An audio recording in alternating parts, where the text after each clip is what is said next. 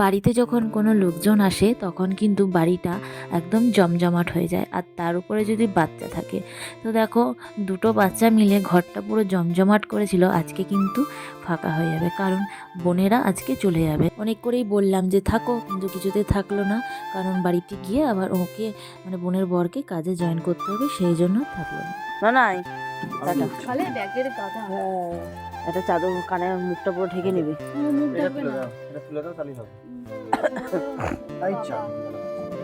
Mask পরবে। এদিকে ফুটো মাস্তান, টাটা দিবি। এদিকে মুখে কিছু টাটা পুতুল টাটা। ফুটো মাস্তান এদিকে মাস্ক টাটা বাবা। হ্যাঁ যাবে। আর এখন দেখো বোনেরা বেরিয়ে গেল, যাবে হচ্ছে দুর্গাপুর স্টেশন, ওখান থেকে ট্রেন ধরে বাড়ি যাবে। তো ঘরটা পুরো ফাঁকা ফাঁকা হয়ে গেল। তো বললাম তো থাকতে, কিন্তু থাকলো না, যেহেতু সেদিনকে সোমবার ছিল আর বোনের হাজব্যান্ডকে আবার কাজের জায়গায় জয়েন করতে হবে। তো কাজটা নিয়ে তো ভাবতেই হবে, কাজের জায়গাটা তো ভালো রাখতেই হবে, সেই জন্য আমি আর জোর করলাম না। তো যাই হোক, তারপরে একটা মনে আনন্দও কাজ করছিল, দুঃখও কাজ করছিল যে ওরা চলে গেল, বাচ্চাটাও চলে গেল, ঘরটা ফাঁকা ফাঁকা হয়ে গেল। একটা আনন্দ কাজ করছিল যে ননদ আর নন্দাই আছে। তো যাই হোক, তাদের জন্যই এখন সকালবেলায় ব্রেকফাস্ট করব। তো সেই জন্য কড়াই চাপিয়ে দিলাম, হবে হচ্ছে লুচি, আর ওদিকে আলুর দমটা দেখলে হয়েই গেছে। তো এদিকে আমার লুচিও হয়ে গেছে, আর লুচিগুলো না একটু ছোটো ছোটো হয়েছিল, কারণ যেন ময়দা দিয়েছিলাম, শুধু একটু আটা দিলে বেলতে অসুবিধা হয় না। যদি শুধু ময়দা দিয়ে করা হয় তখন একটু অসুবিধা হয় বেলতে। চামচটা আমি নিলাম তো, চামচটা। আর এখানে দেখো আমরা এখন টিফিন করতে বসে পড়েছি, লুচি, আলুর দম, মিষ্টি। তো আমার ননদ বলছিল যে ভাইটা লুচি খেতে ভালোবাসে, আর ভাইটা কাজে চলে গেল, তো খেতেও পারলো না। তো যাই হোক, ওইগুলো নিয়েই টেনশনও হচ্ছিলো যে ঘরটা পুরো ফাঁকা হয়ে গেল, বাচ্চাটাও চলে গেল। আর আমার ননদ নন্দাই খুব ভালোবাসে বাচ্চা, তোমরা তো দেখেইছো যে আমার ছেলেকে ওরা মানে এত ভালোবাসে, সত্যি খুবই ভালোবাসে, সেটা দেখেই বোঝা যায়। তো যাই হোক, এখানে দেখতেই পাচ্ছ আমি এখন রান্নাবান্না স্টার্ট করে দিয়েছি দুপুরের। তো তেমন কিছু রান্না করিনি, করেছিলাম হচ্ছে দই কাতলা, আর হচ্ছে রাহুল বলেছিল যে একটু শুক্তো করতে, তো একটু শুক্তো করেছিলাম। আর মা হয়তো কিছু ভাজা টাজা করেছিল, আমার মনেও নেই। আর দেখো তেল ছেড়ে দিয়েছে, তার মানে রান্নাটা কমপ্লিট হয়ে গেছে। তো দই কাতলা আমার এখানে কমপ্লিট। উপর থেকে কাঁচা লঙ্কা দিয়ে দিয়েছিলাম, তাতে একটা ফ্লেভারটা খুব সুন্দর আসে, আর ধনেপাতা, গরম মশলা আর একটু ঘি। তো তারপরে দেখো ছেলের খাবারটা এখানে রেডি করে দিলাম, যেহেতু ওর খাবার টাইম হয়ে গিয়েছিলো, তার জন্য ভেন্ডি ভাজা ওর কিন্তু ফেভারেট।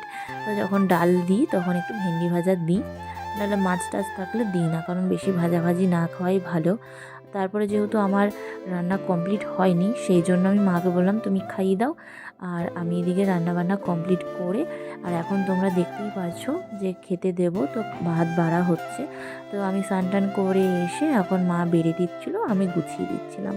তো যেহেতু দুপুরের টাইম হয়ে গেছিলো লাঞ্চের, তো সেই জন্য এখন সবাইকে খেতে দেবো। 2000 years later. তো সন্ধ্যের টাইমটাতে দেখো দিদি আর জামাইবাবুকে একটু কফি করে দিলাম, আর রাহুলও চলে এসছে, তো ওকেও একটু কফি দেব। তারপরে যাব হচ্ছে মেলা। তো চলো তোমরা ভিডিওটা দেখতেই থাকো। তোমরা তো জানোই আরামোড়ে মেলা হচ্ছিল, তো সেই মেলাতেই দেখো আমরা এখন চলে এসেছি। আমি বুড়ি হয়ে গেছি, হ্যাঁ শাল বুড়ি হয়ে গেছে। তো তারপরে দেখো চারজন মিলে মেলা ঘুরছি। রাহুল যেহেতু তাড়াতাড়ি চলে এসেছিলো অফিস থেকে, আর ও আমাকে বলছে ভিডিও করবে না আমার, ঠিক আছে। তো আমার তো ওর কথা অবাধ্য হতেই হবে, যেহেতু আমার ওইটাই বেশি ভালো লাগে, তো তাই জন্য সেটাই করছিলাম। বইয়ের টাকা, বইয়ের টাকা, বরের টাকাও বইয়ের টাকা। আর এখানে দেখো মিয়া বিবির মধ্যে লড়াই লেগেছে টাকা নিয়ে, বইয়ের টাকা আর বরের টাকাও বইয়ের টাকা। আমি তো ফুল টু সাপোর্ট আমার ননদের, একদমই। বররা যত ইনকাম করে নিক না কেন, সেই 10 টাকার জন্য হাত কিন্তু বইয়ের কাছেই পাততে হয়। কাদের কাদের এরকমটা হয় অবশ্যই জানিও। তো তার এদিকে দিদির কাণ্ড দেখো, সারা মেলা ঘুরছে যে ছেলেটার জন্য কি নিয়ে যাব। তো আমি যেহেতু কচ্ছপটা দেখছিলাম, নিয়ে যে তাহলে কচ্ছপটাই নিয়ে যাই, গেলাম নাও তাহলে, যেহেতু পুটুন অনেক দিন ধরে কচ্ছপ করছিল, দেখলে পরে খুশি হয়ে যাবে, নিয়ে গেলে। তো কচ্ছপটাই নেওয়া হলো ওর জন্য। তারপরে এই যে স্প্রিং পটেটো ফ্রাই, এটা খেতে কিন্তু দুর্দান্ত লাগে, আমার তো বেশ ভালোই লাগে।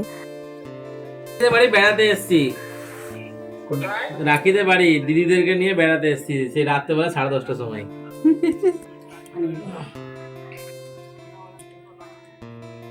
ব্লগ শুরু হয়ে গেল।